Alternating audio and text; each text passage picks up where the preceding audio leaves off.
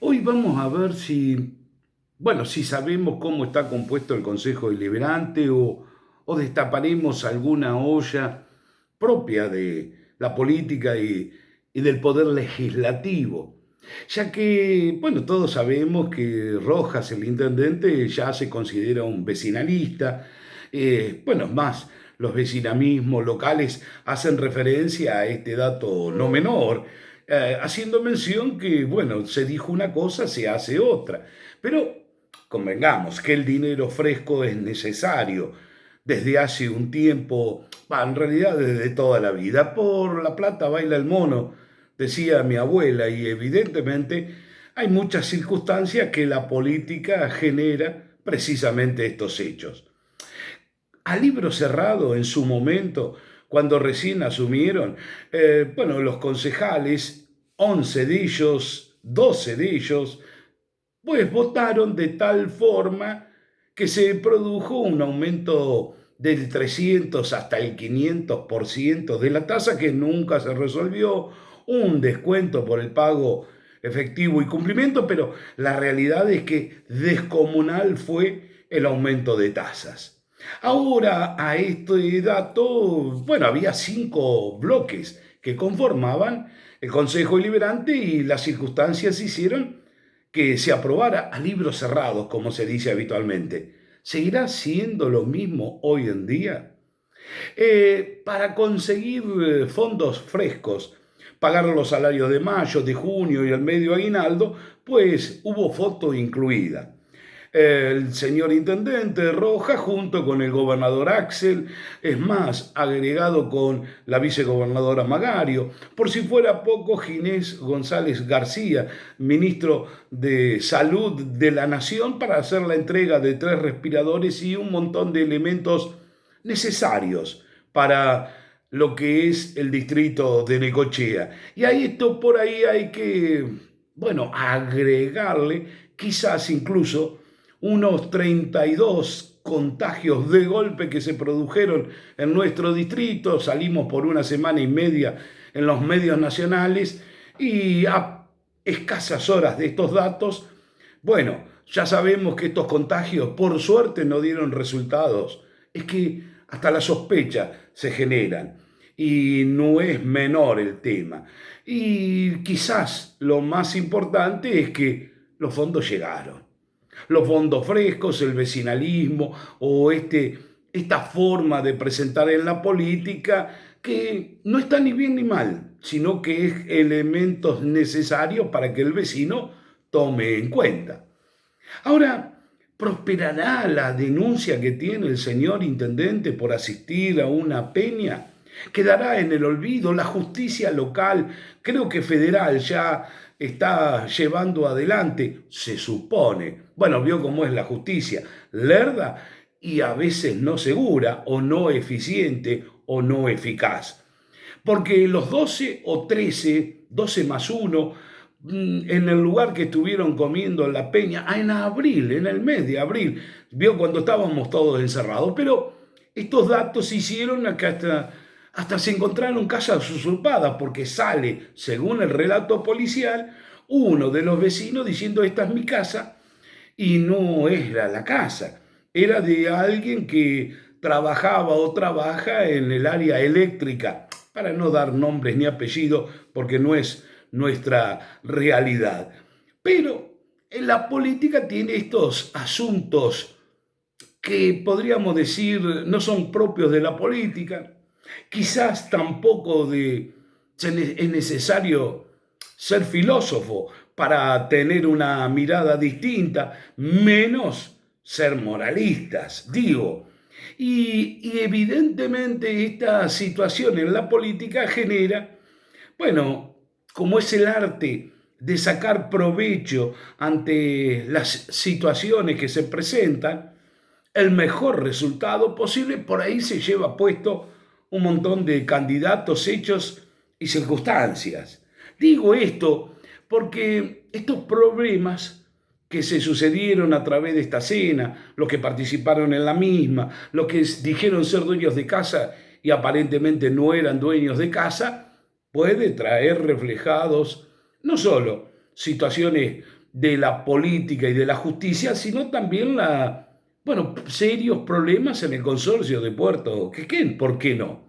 ¿Acaso ¿Acaso cualquier persona que integra, y sobre todo desde la faz política, como si fuera el cargo de director en el consorcio, y que recordemos que es un ente público, el consorcio digo, y ante la situación de una causa penal, qué actitud deben seguir precisamente los que integran el puerto? Porque no es común que haya una causa penal de algunos de los directores y no se presentan. Porque el funcionario público, cosa que se es en el consorcio de gestión, tiene una obligación fundamental. Si sos un hombre público y sabés de un ilícito, estás obligado, por ley, por supuesto, a ni más ni menos que, ser parte de esta denuncia. ¿No pasa esto? Digo, porque hay una causa, por lo menos 5.000 afectados que son vecinos que tuvieron infracciones por violar el DNU, aunque ibas a tu casa, ibas en bicicleta, en auto, que venías de laburar. Bueno, todo eso no tiene sentido. Hasta secuestraron a veces, o a muchos, los vehículos. Pero eso, viste, no es lo mismo que estar comiendo con un par de amigos, mentir en las declaraciones, y no es lo mismo. Y los que están en la función pública y un director que se encuentra en esa situación, los funcionarios públicos del consorcio deben tomar nota de lo mismo. A eso agregale que alguien que es jefe del consorcio de gestión de Puerto Quequén es denunciado de alguna manera, es más, sancionado con goce de sueldo, es decir, suspendido con goce de sueldo, pero sigue en funciones de director. Realmente la política lugareña, cuando ya genera estas circunstancias y hechos, hace que no se estará destapando la olla. Digo, supongo, porque estas circunstancias no son comunes. Pero vio cómo es esta historia. A veces estas circunstancias pasan a ser, si se quiere, risueñas. Ahora, dentro de las funciones del Consejo Deliberante, no toman cartas en el asunto. Claro, a veces están tan ocupados, están tan preocupados sobre todo con el COVID-19 y, lo cotidiano, no es fácil ocuparse y ser concejal, seguir cobrando más allá de la pandemia, de no vivir las mismas circunstancias que por ahí tienen los vecinos. Digo, pero todo esto se viene presentando quizás un caldo de cultivo, una olla a presión, decía la abuela, que no se pase de presión, porque los 5 bloques seguirán siendo los mismos.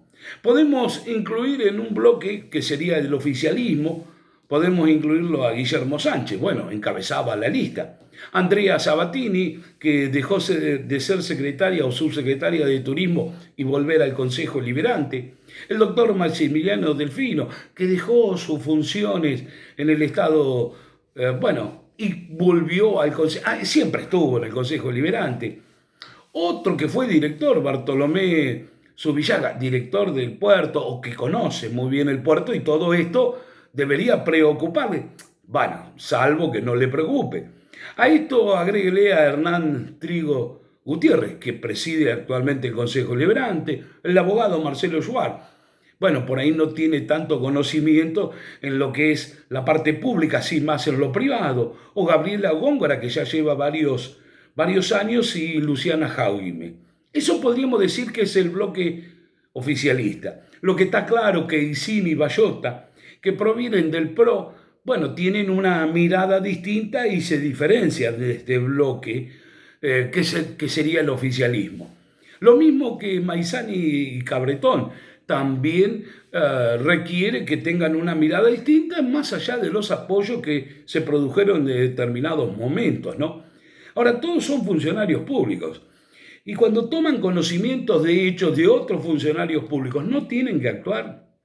También debemos recordar el Frente de Todos, que está compuesto por, bueno, el concejal Diego López Rodríguez, que junto con Cristina, perdón, Viar y con Gastón Negrín provienen ya de la gestión anterior, ya llevan 2 años. A eso se incorporaron quienes asumieron este mismo año, bueno, en estas últimas elecciones, a fines del año pasado, del Frente de Todos, Miguel Arana, Normalí y el mismo Rafael Iácono, que conforman lo que sería el Frente de Todos, quienes también provienen de la misma línea, aunque ya son concejales de 2 periodos anteriores, no de 2 periodos, de 2 años anteriores, lo que es Unidad Ciudadana en aquel momento, donde, bueno, conforman el Consejo Deliberante actualmente o con las quienes de alguna u otra manera son parte de esta realidad del Consejo Deliberante.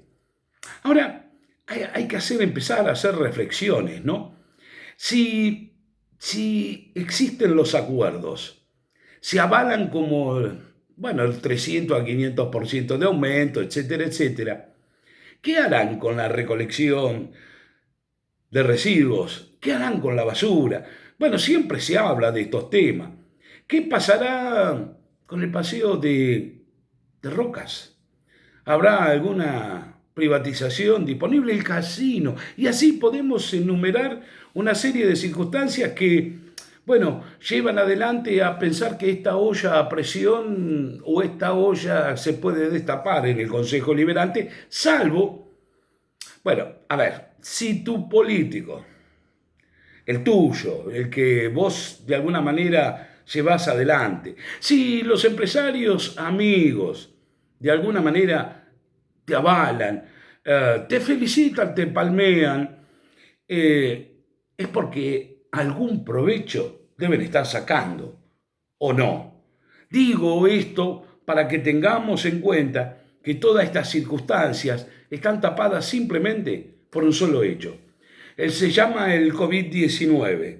Total, lo demás parece que, bueno, es cuestión de unos pocos, tan solo unos 100.000 habitantes del distrito de Necochea. Secreto de Necochea, suscríbete.